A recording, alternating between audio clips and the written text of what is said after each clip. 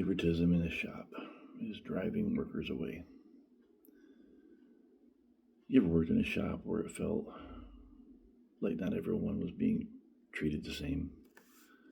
Where certain people seemed to get more attention, more leniency, more leeway, while everyone else had to follow the rules exactly? Because if you've been in manufacturing long enough, you've probably seen it. And the problem just isn't favoritism, it's what comes with it. Before we go any further, if you've seen this happen in your shop, hit that like button, subscribe, and especially share this video, because this is one of those topics people don't always talk about, but everybody sees. And stick with me to the end, because I'm going to give you my honest opinion on what's really going on here. All right, let's talk about it. Favoritism in a shop environment is one of the fastest ways to destroy trust, because operators notice everything. They see who gets talked to differently. They see who gets corrected and who gets a pass. They see who gets opportunities and who gets ignored. And once people start believing that the system isn't fair, you've already lost them. Now let's take it a step further. Sometimes it's not just favoritism. Sometimes it's a supervisor getting too comfortable, hovering around certain people, spending more time with them, giving them more attention than others. And when that starts happening, people notice. And they start asking, why them? Why not everyone?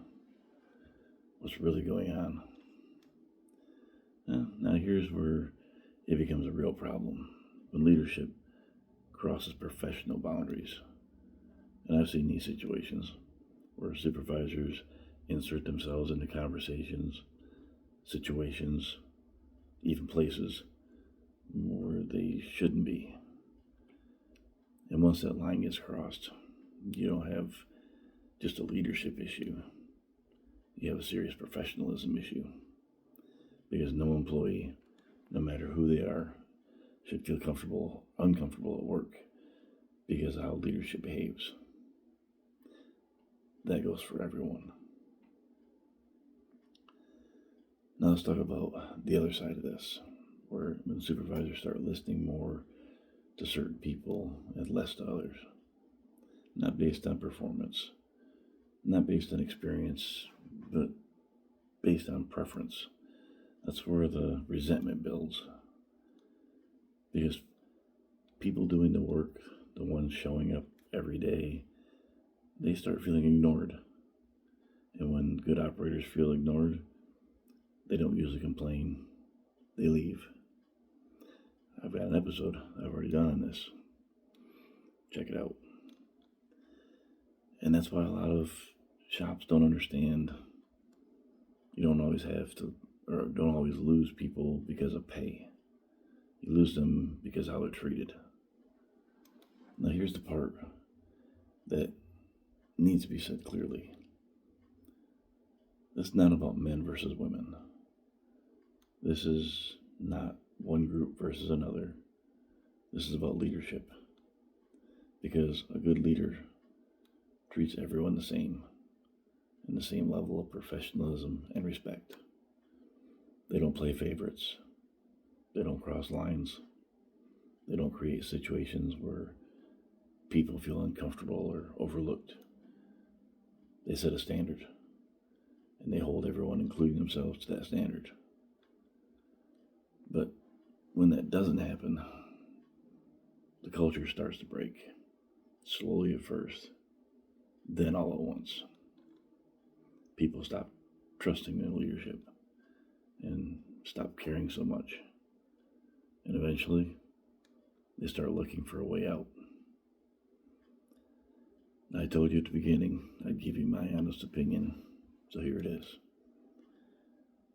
When favoritism and boundary crossing behavior show up in a shop, that's not a small issue.